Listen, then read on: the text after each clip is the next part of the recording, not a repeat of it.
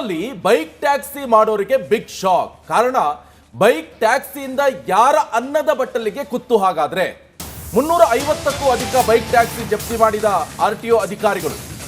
Bike taxi ಬಗ್ಗೆ ಜೋರಾದ ಪರವಿರೋಧ ಚರ್ಚೆಗಳು ಕೂಡ ಕೇಳಿ ಬರ್ತಾ ಇದೆ.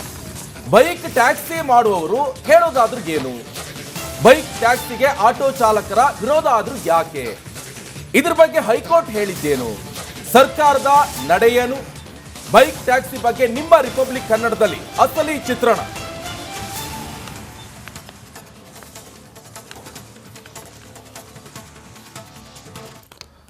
ನೋಡಿ ನಿಕೇಶ್, ಈ ಕಂಪ್ಲೀಟ್ ಆಗಿ ಈಗ ನಾನು ಬೈಕ್ ಟ್ಯಾಕ್ಸಿ ಅವ್ರನ್ನೂ ಮಾತಾಡ್ಸ್ಕೊಂಡು ಬಂದೆ, ಆಟೋದವ್ರನ್ನೂ ಮಾತಾಡ್ಸ್ಕೊಂಡು ಬಂದೆ, ಇವತ್ತು ಕ್ಯಾಬ್ ಚಾಲಕರು ಮಾತಾಡಿದ್ದು ಕೂಡ ನೋಡಿದ್ರಿ, ನಾಳೆ ಪಬ್ಲಿಕ್ಸ್ ಮಾತಾಡೋದು ಕೂಡ ನಮ್ಮ ಏನ್ ನಿಮ್ ಪ್ರಾಬ್ಲಮ್ ಕಾರ್ಯಕ್ರಮದಲ್ಲಿ ಬರುತ್ತೆ. ಸೊ ಇವತ್ತು ನಾವು ಅದನ್ನ ಕ್ಯಾಂಪೇನ್ ಸ್ಟೋರಿ ಆಗಿ ತೆಗೆದುಕೊಂಡಿದ್ದೇವೆ. ನೋಡಿ, 2016ರಲ್ಲಿ ಮೊಟ್ಟ ಮೊದಲ ಬಾರಿಗೆ ಬೈಕ್ ಟ್ಯಾಕ್ಸಿ ಅನ್ನೋದು ಬೆಂಗಳೂರಲ್ಲೇ ಆರಂಭ ಆಗುತ್ತೆ ಆಪ್ ಮುಖಾಂತರ.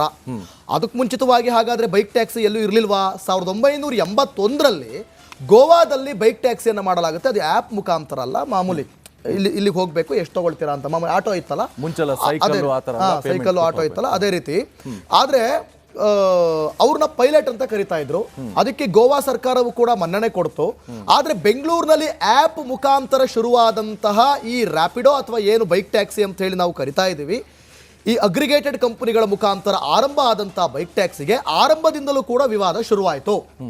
ಆಟೋದವ್ರು ಹೇಳೋದಕ್ಕೆ ಶುರು ಮಾಡಿದ್ರು, ಈ ಥರ ಮಾಡೋದ್ರಿಂದ ನಿಯಮ ಮೀರಿ, ನಿಯಮಬದ್ಧವಲ್ಲದ, ಮಾನದಂಡವಿಲ್ಲದ ಈ ಬೈಕ್ ಟ್ಯಾಕ್ಸಿ ಮಾಡೋದ್ರಿಂದ ನಮ್ಮ ಹೊಟ್ಟೆ ಮೇಲೆ ನೀವು ಹೊಡಿತಾ ಇದ್ದೀರಿ ಅಂತ. ನಾನು ಪ್ರತಿ ಸಲ ಕಾರ್ಯಕ್ರಮ ಮಾಡುವಾಗಲೂ ಹೇಳ್ತಾ ಇದ್ದೀನಿ, ಈ ಸಮಾಜದಲ್ಲಿ ಪ್ರತಿಯೊಬ್ಬರಿಗೂ ಕೂಡ ನಿಕೇಶ್ ಬದುಕುವಂಥ ಹಕ್ಕಿದೆ. ಆದರೆ ಯಾವ ರೀತಿ ಬದುಕ್ತಾ ಇದ್ದೀವಿ ಅನ್ನೋದು ಬಹಳ ಮುಖ್ಯ ಆಗುತ್ತೆ. ಮಾನದಂಡ ಇರಬೇಕು. ಎಸ್, ಮಾನದಂಡ ಇರಬೇಕು. ಇದು ನಾವು ಕೈ ಮಾಡಿ ತೋರಿಸ್ಬೇಕಾಗಿರೋದು ಸರ್ಕಾರದ ಕಡೆಗೆ. ಯಾರೋ ಬೈಕ್ ಟ್ಯಾಕ್ಸಿ ಅವ್ರನ್ನ ನೀವು ಅಡ್ಡಗಟ್ಟಿ ಅವ್ರ ಮೇಲೆ ಹಲ್ಲೆ ಮಾಡುವಂಥದ್ದು, ಅವಾಚ್ಯ ಶಬ್ದಗಳಿಂದ ನಿಂದಿಸುವಂಥದ್ದು ತರವಲ್ಲ. ಇದು ಕೂಡ ಈಗ ನೀವು ಹೆಂಗೆ ಹೇಳ್ತಿದ್ದೀರಿ, ಕಾನೂನು ಮೀರಿ ಇವ್ರು ಕೆಲಸ ಮಾಡ್ತಿದ್ದೀರಿ ಅಂತ. ನಿಮ್ಗೆ ಯಾರು ಕಾನೂನನ್ನೇ ಕೈಗೆತ್ಕೊಳ್ಳುವಂಥ ಒಂದು ಅವಕಾಶವನ್ನು ಕೊಟ್ಟದ್ದು ಯಾರು ಅನ್ನುವಂಥ ಪ್ರಶ್ನೆ ಕೂಡ ನಿರ್ಮಾಣ ಆಗುತ್ತೆ. ನೀವು ನಿಮ್ಮ ಆಟೋದವರ ಅಥವಾ ಕ್ಯಾಬ್ ಡ್ರೈವರ್ಸ್ಗಳ ಹೋರಾಟ ಯಾವತ್ತಿದ್ರೂ ಅಗ್ರಿಗೇಟೆಡ್ ಕಂಪ್ನಿಗಳ ಮೂಲಕ ಅಥವಾ ಸರ್ಕಾರದ ನಿಲುವಿನ ವಿರುದ್ಧ ಹೋರಾಟ ಇರಬೇಕೇ ವಿನಃ ನೀವು ಯಾರೋ ಪಾಪದ ಮುಗ್ಧ ಜನರನ್ನ ಅಡ್ಡಗಟ್ಟಿ ಹೊಡೆಯುವಂಥದ್ದು ಸರಿಯಲ್ಲ. ಇದು ನಾವು ಜರ್ನಲಿಸ್ಟ್ ಆಗಿ ಹೇಳುವಂಥದ್ದು.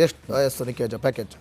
ಇನ್ನು ಈ ಸಿಲಿಕಾನ್ ಸಿಟಿ ಬೆಂಗಳೂರಲ್ಲಿ ಬೈಕ್ ಟ್ಯಾಕ್ಸಿ ಮತ್ತೆ ಗದ್ದಲ ಶುರುವಾಗಿದೆ. ಈ ಬೈಕ್ ಟ್ಯಾಕ್ಸಿಯಿಂದ ನಮ್ಮ ದುಡಿಮೆಗೆ ತೊಂದರೆ ಆಗ್ತಾ ಇದೆ ಅಂತ ಆಟೋ ಚಾಲಕರು ಹೇಳ್ತಾ ಇದ್ದೀವಿ. ಆದ್ರೆ ಇದೇ ನಮ್ಮ ಜೀವನಕ್ಕೆ ಆಧಾರ ಅಂತ ಬೈಕ್ ಟ್ಯಾಕ್ಸಿ ಮಾಡೋರು ಕೂಡ ಹೇಳ್ತಾ ಇದ್ದಾರೆ. ಅವರವರ ಜೀವನೋಪಾಯಕ್ಕೆ ಹೊಟ್ಟೆಪಾಡಿಗೆ ಅಂತ ನಾವು ಮಾಡ್ತಾ ಇದ್ದೀವಿ ಅಂತ ಹೇಳ್ತಿದ್ರು. ಹಾಗಾದ್ರೆ ಈ ಬೈಕ್ ಟ್ಯಾಕ್ಸಿ ಅನಿವಾರ್ಯನಾ? ಆಟೋ ಚಾಲಕರಿಗೆ ಇದು ಸಂಕಷ್ಟ ಯಾಕೆ? ಆ ಬಗ್ಗೆ ಒಂದು ರಿಪೋರ್ಟ್ ಇದೆ, ಬನ್ನಿ ನೋಡ್ಕೊಂಡು ಬರೋಣ.